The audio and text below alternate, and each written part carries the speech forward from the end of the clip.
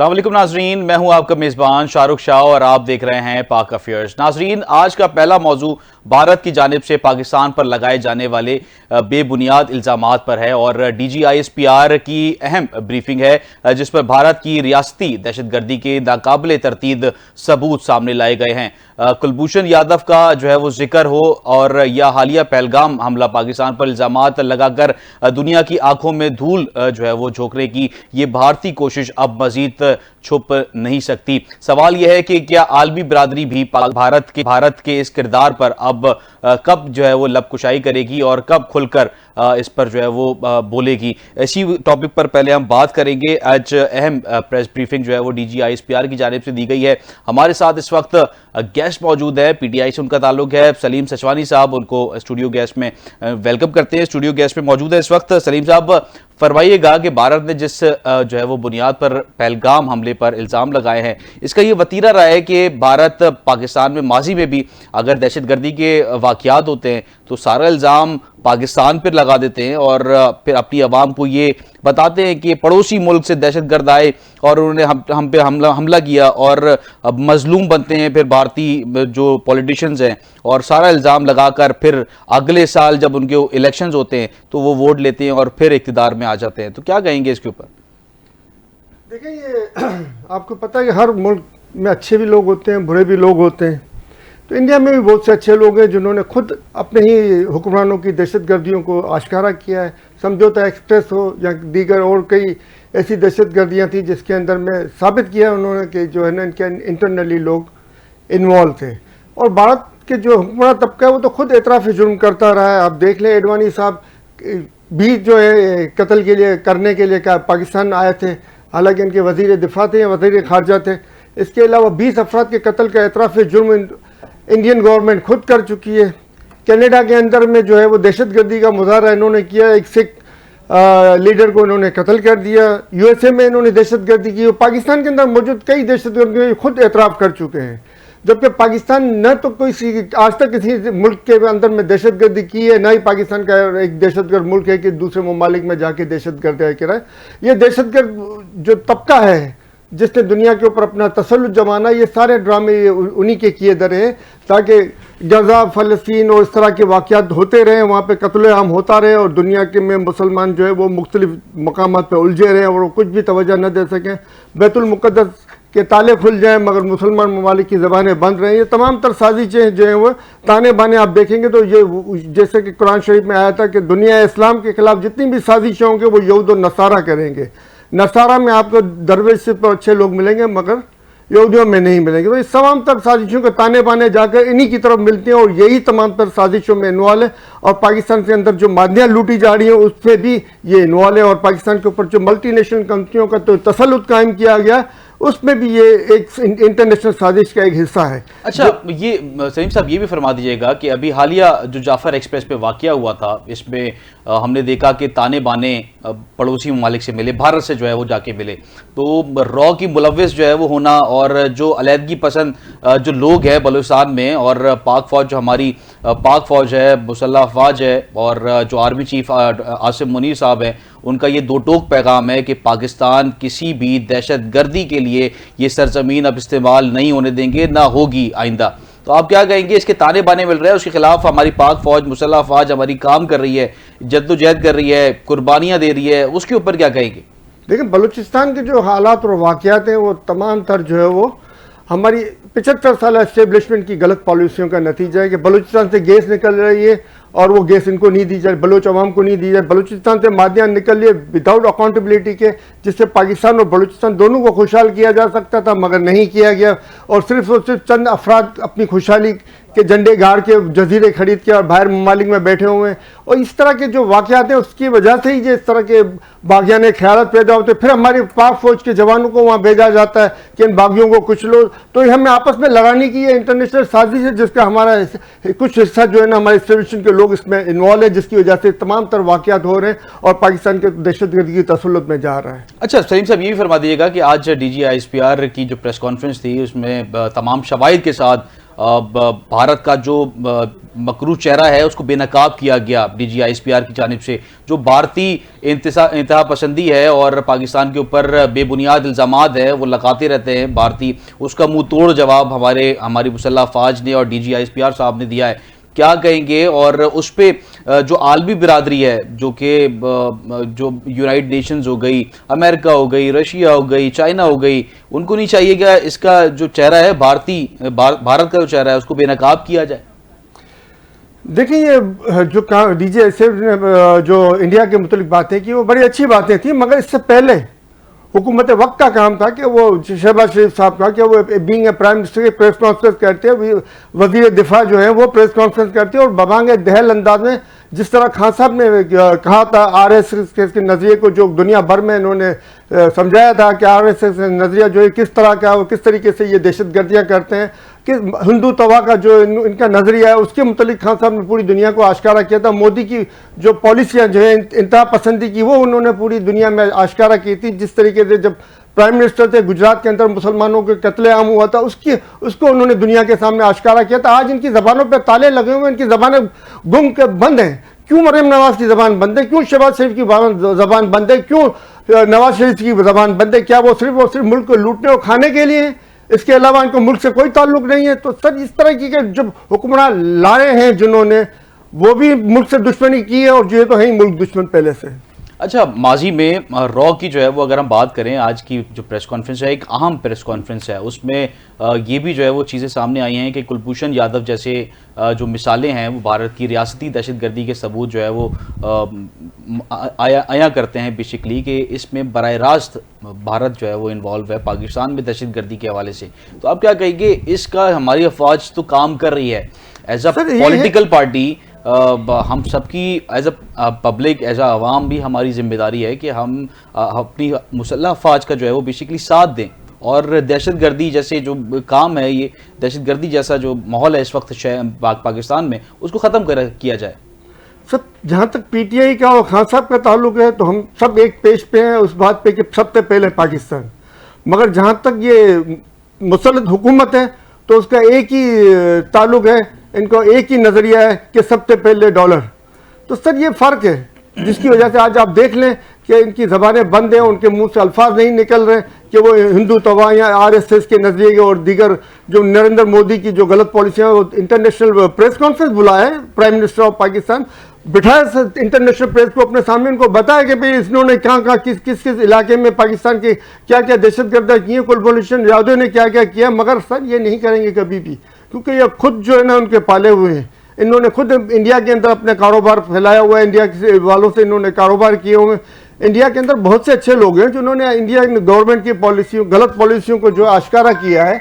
मगर आप देखें कि पाकिस्तान गवर्नमेंट के वजीर खारजा साहब ने जो अभी बात की थी कि हम अमेरिका के कहने पर दहशतगर्दी करते रहे, ख्वाजा आसिफ साहब ने, तो ये आप बताएं कि ये कौन लोग हैं जो इस तरह के काम करते रहे? उनको अब इनके इस बयान के ऊपर ख्वाजा आसिफ को भी जेल के अंदर होना चाहिए और जो इस काम में मुलविस थे उनको भी पकड़ के बंद करके जेलों में डालना चाहिए। मगर यह तो अंधेर नगरी चौपट राजा लगा हुआ है, जिसकी मर्जी में जो आता है वो करता है, जिसकी मर्जी में जो आता है वो बोलता है, कोई पूछने वाला नहीं है। अच्छा सलीम साहब, ये भी फरमा दीजिएगा कि कौमी सलामती की जब बात आती है तो तमाम लोग मुतारिक हो जाते हैं और मुल्क की खातिर जंग लड़ने के लिए भी तैयार है, मुल्क की खातिर मुल्क का दिफा करने के लिए भी पब्लिक भी हमारी जो मुसल्लह फ़ौज है उसके साथ शाना बरशाना जो है वो खड़ी हो जाती है। हर दफ़ा जो है वो यही होता है। मगर एक इल्ज़ाम पीटीआई के ऊपर जो है वो ये लगता रहा है कि वो हमारी जो मुख्तलिफ जो इस्टेब्लिशमेंट है उसके अगेंस्ट जो है वो बोलती रहती है।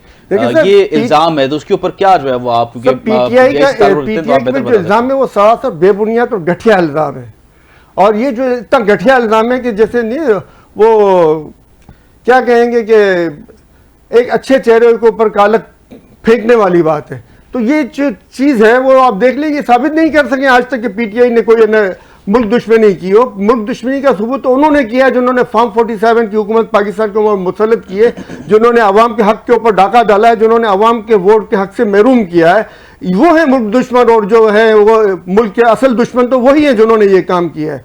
मगर आप देख लें उनके ऊपर कोई कार्रवाई नहीं हुई, अदालतों के निज़ाम तब्दील कर दिया गया, 26वीं तरमीम ले आएगी और कोई पूछने वाला नहीं, कोई पुरसान हल करने वाला नहीं। आज अवाम जो है वो कहाँ दादरसी करे, अवाम किसके पास जाए, कोई आपको कहीं भी किसी भी इदारे में आपको सुनवाई नहीं मिलेगी। कोई एक इदारा बता दें जहाँ पे आप शिकायत लेके जाते हो आपको सुनवाई होगी, नहीं। हर जगह पे इन्होंने जो है वो एक करप्शन ज़्यादा माहौल क्रिएट किया गया है, जबकि हमारा दीन, हमारा मजहब, हमारी बुनियाद जो है वो इंसाफ के ऊपर है। हुजूर सल्लल्लाहु अलैहि वसल्लम ने सबसे पहले निज़ाम इंसाफ कायम किया था और यही निज़ाम इंसाफ था जो दुनिया भर के अंदर इस्लाम का पैगाम फैलाया था। और आज हम उस निज़ाम इंसाफ से इतने दूर चले गए कि 100 और आखिरी नंबरों में जो 2-3 नंबर बचते हैं उसके ऊपर हमारा नंबर आता है, जबकि पाकिस्तान का नंबर आने वाले चंद 5 नंबरों में से होना चाहिए था। उनमें पांचों के पांचों दीगर ममालिक भी मुसलमान होने चाहिए थे, मगर नहीं, कोई पुरस्तान हाल नहीं। बल्कि आज देखें तो बैरून ममालिक के अंदर में कंप्यूटर में सिस्टम आ गए जो सिर्फ 1% गलती करता है कंप्यूटर। आपने अपने दलाइल दिए कंप्यूटर को, मैंने अपने दलाइल दिए कंप्यूटर को, फैसला करेगा कंप्यूटर के भाई ये कौन सही है और कौन गलत है। और उसमें सिर्फ 1% गलती का चांसेस होता है जिसको जज देखता है कि भाई वो गलती ना हो। मगर हमारे यहाँ तो 99% जो फैसले गलत हो रहे हैं और कोई पुरसान हाल नहीं, कोई पूछने वाला नहीं। आखिर कब तक ये मुल्क को इस तरीके से लेके जाएंगे? आखिर कब तक हम अपने आप को सिर्फ मुसलमान का थप्पा लगा के रखेंगे और मुसलमान साबित नहीं करेंगे कि हाँ हम मुसलमान हैं, हम हकीकत में एहदिना सिरातल मुस्तकीम पे अमल कर रहे हैं, अल्लाह मुझे सीधी राह दिखा, हम इस पर अमल कर रहे हैं। मगर नहीं सर, कोई इसके ऊपर कार्रवाई नहीं हो रही, किसी पे कोशिश नहीं हो रही। बड़ी बड़ी बातें करने के लिए, बड़े बड़े भाषण देने के लिए, झूठे इल्जाम लगाने के लिए, झूठी बातें करने के लिए ये तैयार होते हैं।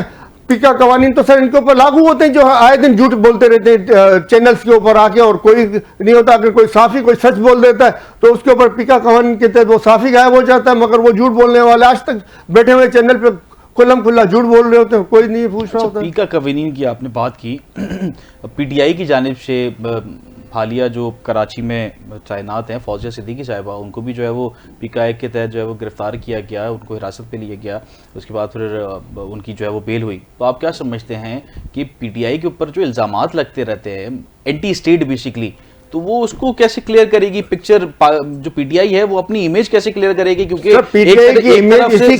एक सवाल कंप्लीट में कर लूं, एक तरफ हमारी जो मुसल्लह फौज है वो अपनी कुर्बानियां दे रही है, अपनी जान इस मुल्क के लिए निछावर कर रही है, और दूसरी तरफ अगर उनकी एक बड़ी सियासी जमात भी उनके अगेंस्ट होगी और मुल्क दुश्मन नासिर के खिलाफ वो एक तरीके से मुल्क में ही बैठ के एंटी स्टेट का काम करेंगे, तो किस तरीके से चीजें फिर बेहतर होंगी?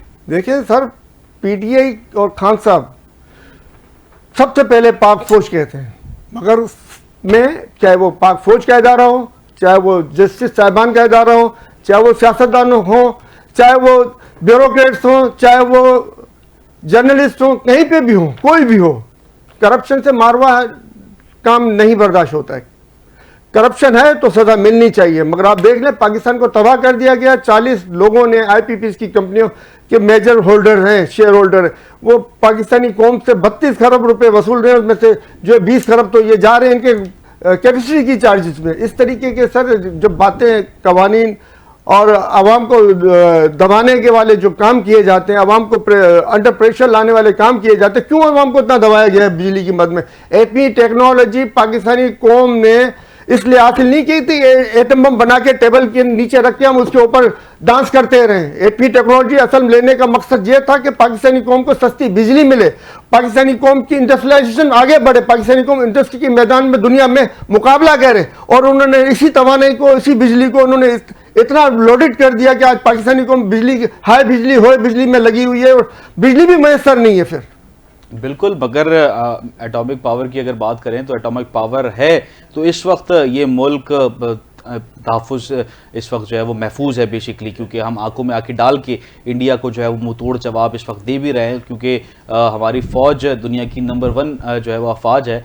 और मगर मैं ये कहूँगा कि अगर मुल्क के जो है वो जब सलामती, कौमी सलामती की बात आए और मुल्क के अगेंस्ट दहशतगर्दी के जो अज़ाइम है उसकी नाकामी की अगर बात आए, तो तमाम जमातों को एक पेज पर होना चाहिए, ना कि इल्ज़ाम तराशी करके लोगों के जो है वो दिलों में नफ़रत पैदा करना। और बेहतर अंदाज से जो है वो जब मुल्क की सलामती की बात आए, अपने अपने जो मामलात है वो एक तरफ रख के मुल्क की सलामती के लिए नहीं काम करना चाहिए तमाम जमातों को।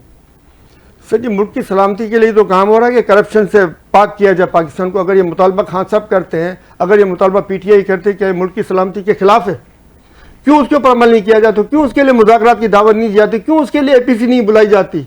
आखिर क्यों?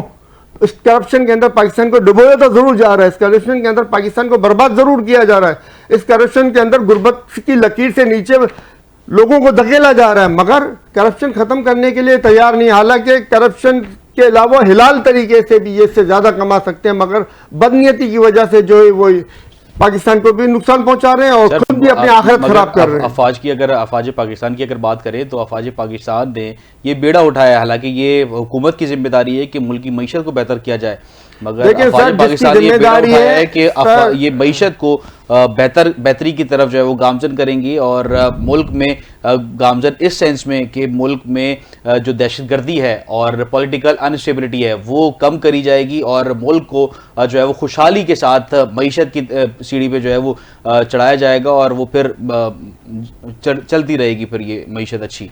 सर देखिए, जो आप बात कर रहे हैं ना, तो मुल्क की खुशहाली के लिए जो काम करना चाहिए तो वो नहीं हो रहा है। आप देख लें, मैंने अभी आपसे कहा कि एटम बम सिर्फ एटम बम बनाने के लिए नहीं था, एटमी टेक्नोलॉजी, वो आवाम के लिए सस्ती बिजली बनाने के लिए भी तो सर असल काम तो उसके ऊपर होना चाहिए ना। तो मैं आर्मी चीफ से अपील करूंगा कि वो एटमी बिजली के ऊपर काम करें और पाकिस्तान को सस्ती बिजली प्रोवाइड करने में किरदार अदा करें, जिससे मईशत ऑटोमेटिक बेहतर हो जाएगी। आप इंडस्ट्रियलिस्ट को और पाकिस्तानी कौम को मुफ्त बिजली देने की पोजीशन में 1 खरब रुपए में आप पूरी कौम को मुफ्त बिजली दे सकते हैं। आप आए काम करें, जो असल बुनियाद है, जो असल जड़ है, जिसकी वजह से पाकिस्तान तनज़ुली में है, वो है यही कि पाकिस्तान के ऊपर जो है ना महंगी बिजली मुसलत की गई और पाकिस्तानी कौम को बिजली के अंदर परेशान किया गया, पाकिस्तानी कौम को बिजली के लोड शेडिंग में उलझाया गया और पीछे से हमारी मादनियात गायब हो रही हैं। सर उसके ऊपर कौन तवज्जो देगा? चंद लोगों के नाम लेके 18 खरब रुपए तो अपने सराजुल हक साहब ने गिनवा दिए थे। अरशद शरीफ साहब ने 6,000 अरब डॉलर की जो करप्शन बताई थी एक बलूचिस्तान की कान से, आज वो 6 अरब डॉलर, आज सोने का दाम बहुत ज्यादा हो गया सर, आज 18,000 अरब डॉलर के बराबर पहुंच गई है वही। तो आप बताएं कि ये सब कौन करेगा? असल चीज बुनियाद जो है वो करप्शन का खात्मा है, बाकी सिर्फ बातें हैं, और बातें से मुल्क आगे नहीं बढ़ते हैं। मुल्क आगे बढ़ते हैं इंसाफ और करप्शन के खात्मे से बढ़ते हैं। जो दीन की बुनियाद है, जो दीन की असास है, वो यही है कि हम इंसाफ का निज़ाम कायम करें और हम करप्शन के खात्मे के लिए काम करें। इसके बगैर आप कहें कि आर्मी चीफ ने ये कर दिया, हम उसके लगे वज़ीर आज़म साहब ने ये कर दिया, हम कहें कि फलाने ने ये कर दिया, तो सब टाइम वेस्ट की बातें और दिल को बहलाने के लिए गालिब ये ख्याल अच्छा है, वो वाली बातें। बिल्कुल सलीम भाई। अच्छा, ये भी फरमा दीजिएगा कि अगर हम बात करें बेसिकली आज की अहम ब्रीफिंग के हवाले से, DGISPR ने एक अहम ब्रीफिंग दी है जिसमें तमाम सबूत आवाम के सामने पेश कर रहे हैं कि भारत का ये बेबुनियाद इल्ज़ाम पाकिस्तान की जानिब से है कि पाकिस्तान ने पहलगाम में जो है वो दहशतगर्दी का इंसिडेंट जो है वो किया है, मगर इसके ताने बाने खुद इंडिया से मिलते हुए नजर आ रहे हैं। सर सलीम साहब, ये भी फरमा दीजिएगा कि पाकिस्तान हमेशा अमन का ख्वाह रहा है, पब्लिक पाकिस्तान की आवाम वो अमन चाहती है, और वो चाहती है कि भारत पाकिस्तान के साथ, पाकिस्तान जो है वो भारत के साथ अमन का जो है वो ताल्लुक़ रखे, मगर ये सिचुएशन भारत को जो है वो एक्सेप्ट नहीं है। क्यों एक्सेप्ट नहीं है? क्योंकि उनका वोट बैंक पाकिस्तान से चलता है। अगर वो पाकिस्तान को बुरा भला या इल्ज़ाम तराशी नहीं करेंगे तो अवाम उनको वोट नहीं देगी। तो ये अमन की खुशहाली के लिए पाकिस्तान हमेशा अमन का जो है वो चाहता है कि अमन कायम रहे दोनों ममालिक के दरमियान, एक जो है वो तिजारत भी हो, जो है वो वीज़ा पॉलिसीज़ भी आसान हो, मगर भारत की जानिब से हमेशा मकरू चेहरा जो है वो मजलूम बनने की कोशिश की जाती है और ये प्रिटेंड किया जाता है कि वो बिल्कुल ठीक है, उनका जो है वो मुल्क बिल्कुल ठीक है, वहाँ पे अमन व अमान की सूरत हाल बहुत अच्छी है, एक्स्ट्राऑर्डिनरी है, टूरिज्म वहाँ पे बहुत ज़्यादा है। तो आप क्या कहेंगे कि भारत को नहीं चाहिए कि पाकिस्तान के ऊपर इल्ज़ाम तराशी से पहले अपने गिरेबान में जाके, पॉलिटिशियन अपने गिरेबान में जाके और ये बोलें कि हम अपनी गलती को एक्सेप्ट करें कि पाकिस्तान इसमें इन्वॉल्व नहीं है, ये हमारी जो है वो गलती की वजह से, हमारी सिक्योरिटी लैब्स की वजह से ये इंसिडेंट जो है वो पेश आया है? जी सलीम भाई। देखिए, ये जो भारत की जो ताने बाने हैं ना, वो इजराइल से मिलते हैं। ये भारत सिर्फ एक मोहरा है, भारत के पॉलिटिशियन सिर्फ एक मोहरा है जो ये पाकिस्तान और हिंदू और मुस्लिम के दरमियान जो है वो नफरत का बीज बोने की में किरदार अदा करें, तो उसके पैसे मिल रहे हैं इनको, ये इजराइल से उनको पैसे मिल रहे हैं। यही पैसे हैं कि आप देख लें कि अमेरिका ने पुरअमन एटमी टेक्नोलॉजी इंडिया को दी। सर एक मिनट मेरी बात, पुरअमन एटमी टेक्नोलॉजी इंडिया में मुंतकिल की, मगर ये पुरअमन एटमी टेक्नोलॉजी पाकिस्तान को नहीं दी। क्यों?